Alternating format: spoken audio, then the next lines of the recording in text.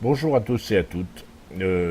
Pour ce nouvel épisode, j'ai choisi de vous montrer une partie ou la fin d'une partie extrêmement curieuse qui va vous démontrer que la pire des stratégies peut parfois mettre en place chez certains d'entre vous la stratégie du pire, on va dire. Je m'explique. Notre équipe, si vous regardez la mini-map, est très très mal engagée. Elle est réfugiée, elle a été repoussée vers l'arrière après avoir perdu 2 navires. Nous avons perdu 2 points, A et B, avec un gros push ennemi sur A. Et moi, j'ai décidé de partir tout seul, KPC, pardon. J'ai été rejoint par l'autre Julio César, je suis en Julio César. Et l'objectif maintenant va être de sauver les meubles, d'autant qu'on est maintenant mené 0-4, autant dire que la partie est quasiment perdue. D'autant qu'on a ici un phénix en face de nous qui va s'avérer très réactif et extrêmement doué dans son mouvement. Il va nous enquiquiner pas mal. Et d'autant que le porte-avions aussi est extrêmement réactif. Alors, on est mené maintenant 5-1. Pour moi, c'est peine perdue. On s'est terminé, on a perdu. Il n'y a pas l'ombre d'un doute. Donc, l'objectif pour moi, alors que j'ai fait que 14 000 de dégâts, en ayant rencontré quasiment personne, j'ai fait des tirs de loin, ça va être de faire un maximum pour que mon équipe s'en tire avec les honneurs. En tout cas, moi, je me tire avec les honneurs. Avec un Julio César, c'est relativement facile. Néanmoins, bon, la situation est extrêmement compliquée pour l'équipe et les choses ne vont pas franchement s'arranger, comme vous allez pouvoir le constater. D'ailleurs, quand vous regardez les minimaps, l'ensemble des cuirassés ennemis est en train de foncer vers le nord. Notre porte-avions fait pas grand-chose, autant le dire tout de suite. Et en plus, il n'a pas bougé, preuve que c'est un néophyte. Bon, le porte-avions, c'est un tier 5, il y a quelques possibilités que ce soit sa première partie ou une de ses premières parties en porte-avions. Donc je critique personne.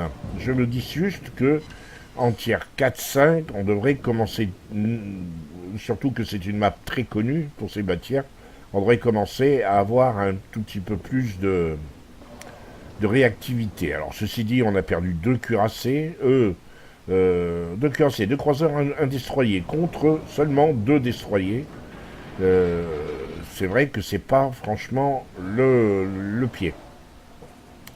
Alors bon, je descends en me disant que le mieux, ça va être de faire un maximum de dégâts. Le Wyoming, que j'essayais de sortir, est allé se cacher derrière l'île.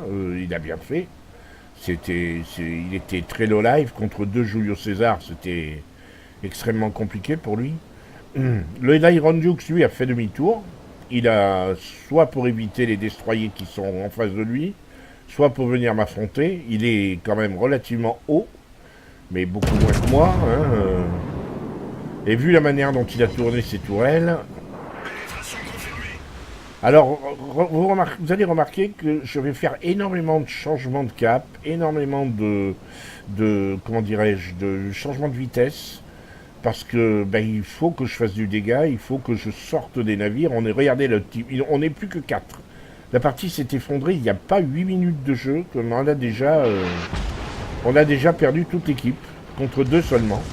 Il va falloir faire quelque chose. Alors là, l'Iron Duke va comprendre qu'il ne faut pas s'attaquer à un Julio César.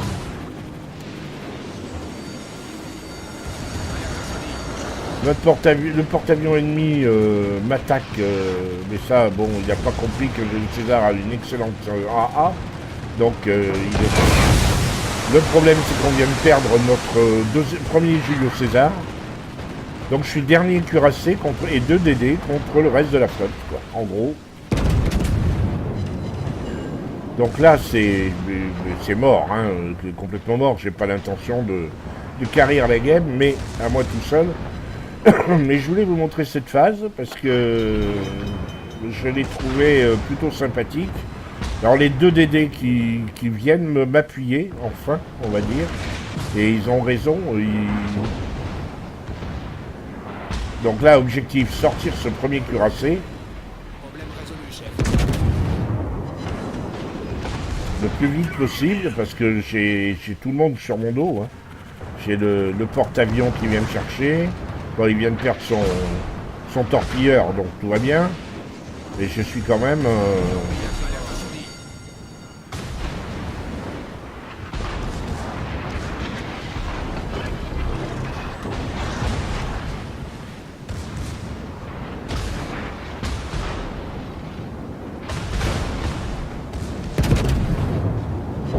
Voilà. Ça c'est fait. Et là, j'ai la flotte qui vient m'attaquer. Donc il va falloir sortir tout ce petit monde. Il y a le Phoenix qui est revenu dans mon dos et qui me tire dessus. Il fait rien pour attendre. En tout cas, j'espère.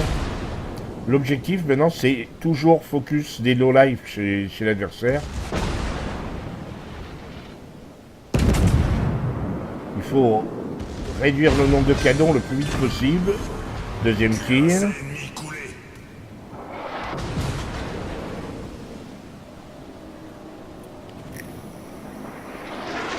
Et là, on n'a rien de temps. On est en train de remonter petit à petit.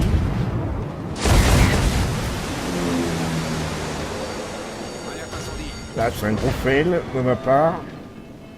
C'est pas grave. Je sais que le Phoenix peut m'envoyer ses torpilles. Donc il faut que je le sorte très vite. Troisième. Vous voyez, en quoi 3-4 minutes. Alors c'est pour vous montrer la valeur du jeu César. C'est vrai, dans un dogfight aussi pointu que ça. Et bon, on a remis un tout petit peu les pendules à l'heure. On est un peu moins ridicule.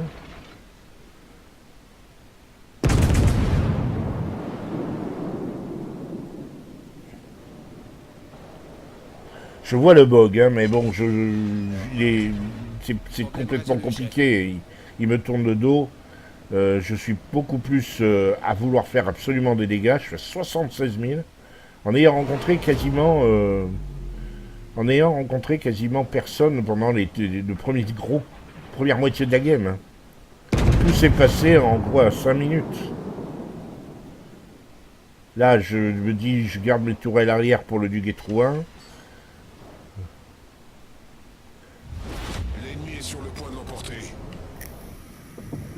Et puis non, finalement on va sortir le Karlsruhe. Là il s'agit de bien viser parce qu'il est bien enroulé.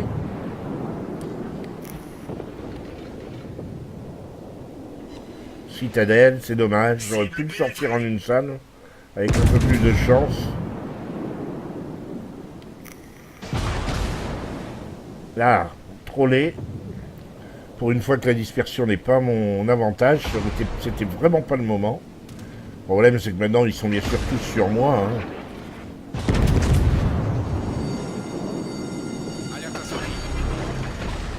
Encore trollé. Ça, c'est pas de bol. Alors là, évidemment, le Koenig, le porte-avions, le Duguay-Trouin derrière, et probablement un cuirassé, je n'ai pas identifié. Je suis complètement trollé dans mes deux dernières salles. C'est dommage. Il y avait vraiment moyen de faire quelque chose, mais bon, bah voilà quoi. Vous êtes notre seul espoir. Notre seul espoir. Et encore trollé. C'est vraiment pas de bol.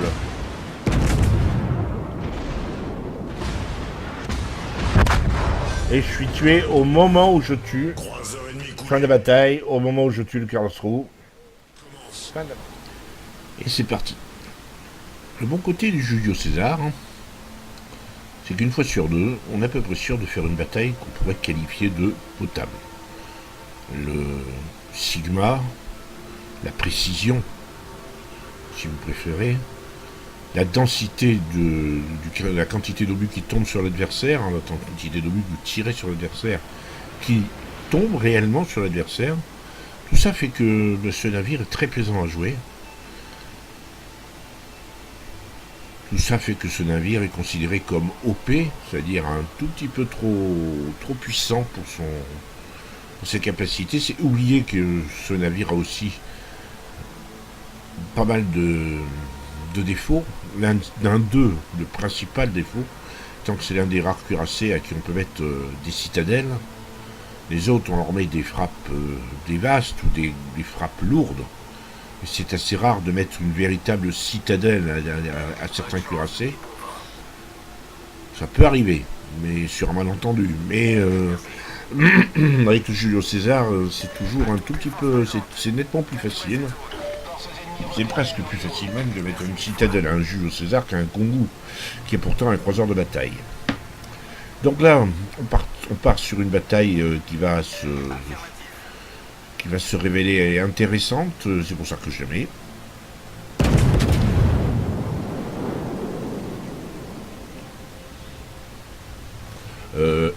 En l'occurrence, oubliez tout ce que j'ai dit sur la densité, voilà. Non seulement j'avais peut-être un peu foiré mon tir, mais clairement, là, tous les obus sont partis dans l'espace. C'était bon. Néanmoins, on continue, on se laisse pas abattre. J'ai l'intention de faire une bonne bataille. Alors, on va faire une ellipse à partir de maintenant. Et on se retrouve quand les choses sont réellement engagées.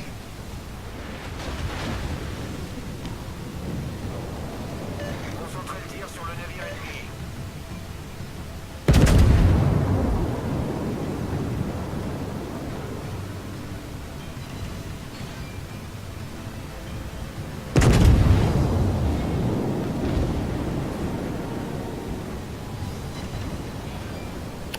Voilà. On est revenu pour voir le 12 000. Sur le Koenig, les choses commencent à aller un petit peu mieux parce que jusque-là, j'avais peut-être un tout petit peu été moyen. Là, je me sens beaucoup mieux. Alors, tant qu'on y est, on va continuer sur le Koenig puisqu'il me présente complaisamment son flanc. J'ai connu des Koenig beaucoup moins coopératifs. Au moins, lui, sympa. Grâce à lui, je me sens un peu moins bon, moins mauvais. Tout ce coup-là. Néanmoins, on a perdu les 3 caps. Encore une fois, une équipe qui s'occupe pas du tout sur la durée ou qui prend pas une vue d'ensemble de la situation. Mais moi le premier, parce que moi en l'occurrence, si vous voulez, la raison est simple. Le cap est littéralement couvert par 4 cuirassés et je suis un peu seul en termes de cuirassés. On est que 2, en fait, même comme cuirassés. Ça fait un peu léger. Donc il va vraiment falloir que je commence à faire quelque chose d'utile. Et puisqu'on parle d'utile, voilà, des petits coups pour faire sortir le Koenig. On va joindre l'utile à l'agréable. Ça c'est fait. Maintenant, on va commencer un étrange épisode.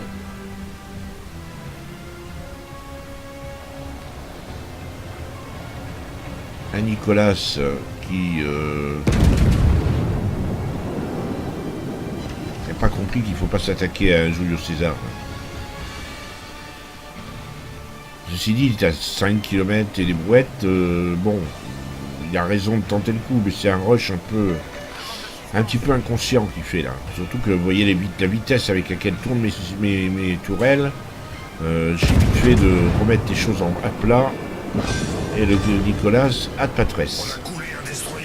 Alors quand je parlais de période, enfin de séquences étonnantes, bon celle-là elle est pas mal, je suis protégé parce que les torpilles, de toute façon je pense que je les aurais évité, mais voilà que je rencontre le Furutaka. Et voilà que le Furutaka qui essaye de KPB, qui en est sorti, se dit oups, j'ai commis l'erreur de ne pas KPB. Ah, je fais un petit fail quand même. Moi je me méfie des torpilles parce que si c'est mis comme ça, c'est peut-être pour lancer ces torpilles. J'ai plus en mémoire le rayon les rayons des torpilles du Furutaka, donc je préfère ne pas prendre de risques. Et j'ai clairement vu qu'il reculait. Donc il n'y a que deux options. Il recule parce qu'il a peur de m'affronter, il recule parce qu'il veut revenir dans le cap. Ça a l'air quand même 150 points d'écart quand même, là ça commence à être un peu chaud. Enfin non, 120 points. Ça commence à être un peu chaud. Et donc il faut que je sorte et que je sorte du Furutaka qui est benoîtement en marche arrière.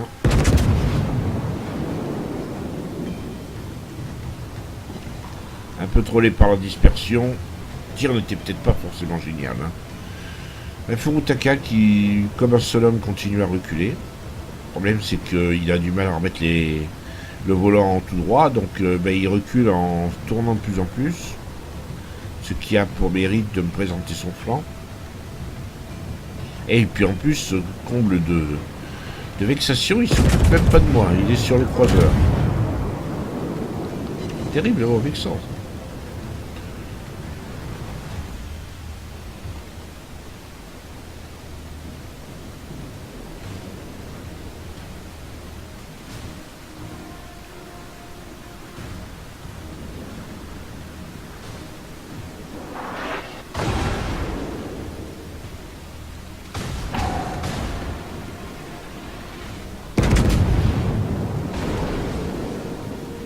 Là, je me doute que les torpes ont été lancés. Là, je suppose. Hein. Donc, je me mets bien de face. Parce que pour qu'ils prennent un temps de risque, alors qu'ils me voient, je me dis qu'ils se sacrifient pour faire un joli kill à la torpille.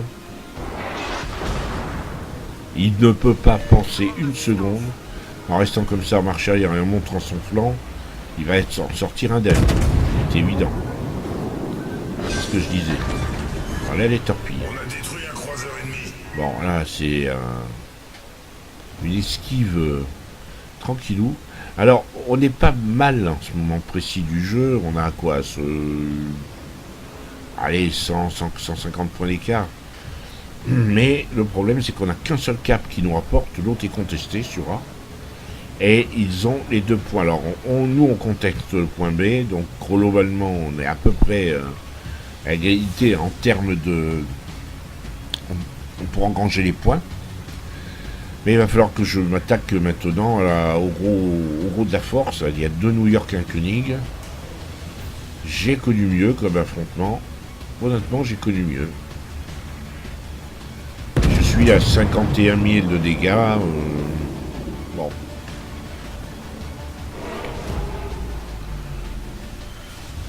L'ennemi est sur le point de l'emporter. Il faut que je fasse encore des dégâts.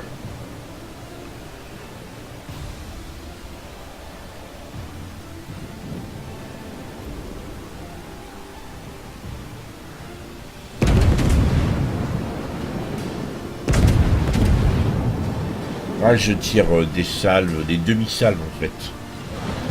Ça fait des dégâts, c'est vrai, mais c'est moins efficace. Forcément.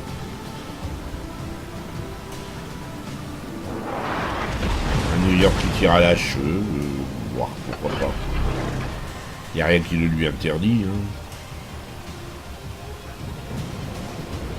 Il aurait probablement fait beaucoup plus de dégâts. Puis là, donc, j'ai le choix entre tirer sur un New York qui est de plus en plus anglais ou tirer sur les Milbertins.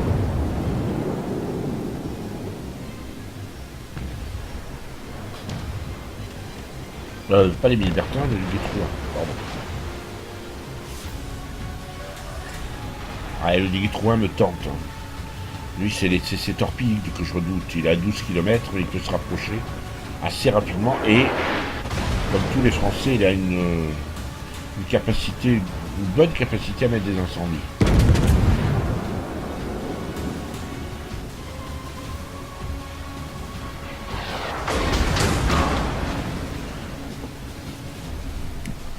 Bon, là, c'était un ricochet sur un Koenig.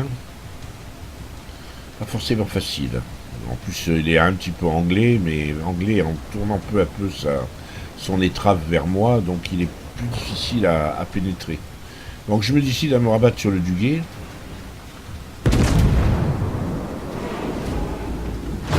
En On a perdu un 3e cap. Même si on conteste un point, on est maintenant à près de 300 points d'écart. Et moi, je loupe une salve facile.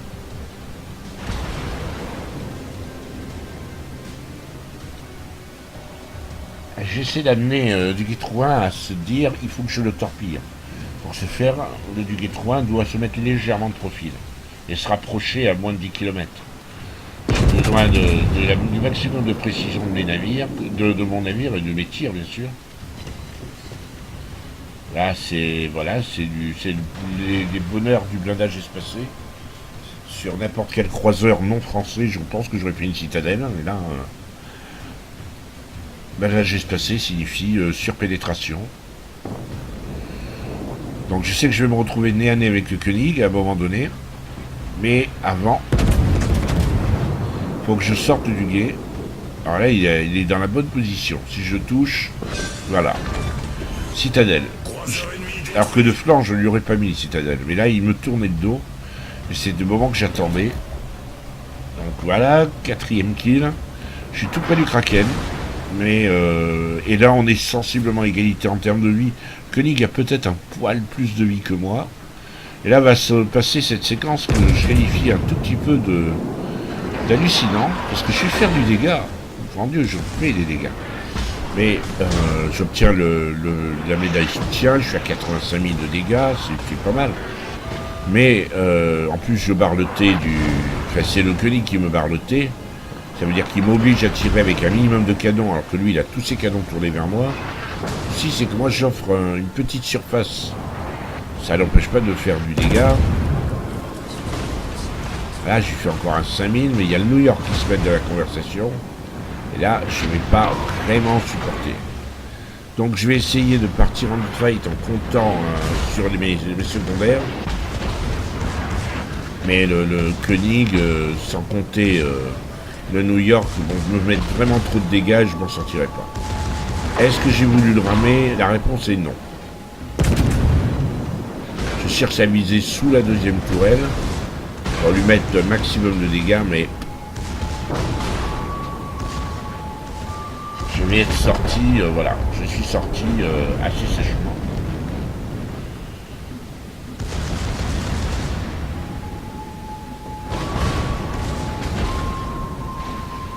Et c'est bien dommage. Une partie à 4 kills, 102 000 de dégâts. Et malgré ça, autant vous le dire tout de suite, on va la perdre. C'est fatigant. C'est pas la première fois que ça m'arrive avec le Jules César. J'ai même fait une partie, une fois avec Kraken plus 1. On a perdu. Parce qu'encore une fois, voilà quoi, je veux dire, on manque à ce tiers-là. Parfois, il suffit d'un bon joueur de plus, en cuirassé ou même en croiseur, pour faire basculer une partie, une bonne partie. Si vous avez en face de vous des joueurs qui découvrent leur navire, vulgairement appelés noobs, mais enfin sans aspect péjoratif, ça se passe pas bien. Allez, on va pas regarder le jus de couler, hein, ça fait trop de peine. Passons à autre chose. Voilà, petite conclusion à ces 2 petites vidéos. Alors mon propos c'était pas de faire un coup de gueule, enfin si, peut-être un peu quand même, mais c'est surtout montrer que dans les 2 cas, le Jules César, par sa puissance de feu, pouvait d'une certaine manière, peut-être pas renverser la situation, mais pouvait vous aider à vous en sortir convenablement. Ceci dit, dans les 2 cas, je pense que je m'en serais peut-être beaucoup mieux sorti avec un Koenig en tier 5 ou un New York, même si j'aurais probablement pas été aussi vite avec un New York, on ne serait-ce que dans la première bataille. Dans la 2e bataille où je suis resté toujours sur le même flanc, j'aurais peut-être mieux résisté grâce à mon blindage. Jules César n'a pas un blindage de folie par rapport au Koenig ou par rapport au New York. Tout ça pour vous dire, alors, quelle est la conclusion de tout cela? La conclusion, c'est que dans les 2 cas, même si j'ai fait beaucoup de dégâts, je crois que le mieux, c'est quand même, lorsque vous voyez un Lemming Train, vous voyez votre équipe qui ne pousse pas sur un flanc alors que vous êtes un peu isolé, l'erreur que j'ai commise et que je m'efforce de ne plus commettre maintenant, c'est de partir vers la flotte et de m'engager à l'avant pour les obliger à pousser, pour les inciter à pousser, pour les convaincre de pousser, parce que je ne vois pas d'autre solution. Surtout quand vous êtes avec un navire rapide. Évidemment, si vous êtes avec le New York ou un cuirassé américain, c'est plus compliqué, et il faut vous attendre à faire ce genre de bataille. Et si vous êtes avec un cuirassé comme le Julio César ou avec un Kongu pour les arbres technologiques normales, ben il faut à la limite faire demi-tour et aller vers la flotte, peser et essayer de donner envie, parce que il suffit que vos partenaires voient qu'ils perdent un navire, deux navires, trois navires, le moral tombe, les joueurs jouent en fond de cours, plus pour se protéger que pour réellement essayer de faire des choses. Et j'ai prouvé dans la première vidéo qu'avec un peu de chance, et un navire de plus, d'ailleurs dans les deux, avec un peu de chance et peut-être un navire de plus à mes côtés, on aurait pu renverser la bataille dans les deux cas. Bon, ça s'est pas fait, mais c'était pour vous montrer que pas seulement une vidéo à la gloire du Julio César, parce que je pense qu'avec un Koenig, encore une fois, ou un cuirassé qui fait plus de dégâts, je pense au New York, il y aurait eu moyen de faire quelque chose. Donc c'est toujours possible, même quand vous êtes mené avec 3, 4, 5 kills, on va dire, ou frag de retard. Il est toujours possible, mais il faut appuyer au bon endroit, il faut un minimum de sens stratégique. Mais c'est faisable et il ne faut pas perdre l'espoir. Voilà, je vous laisse sur ces paroles pleines d'optimisme et je vous souhaite une bonne journée et à très bientôt, si vous le voulez bien.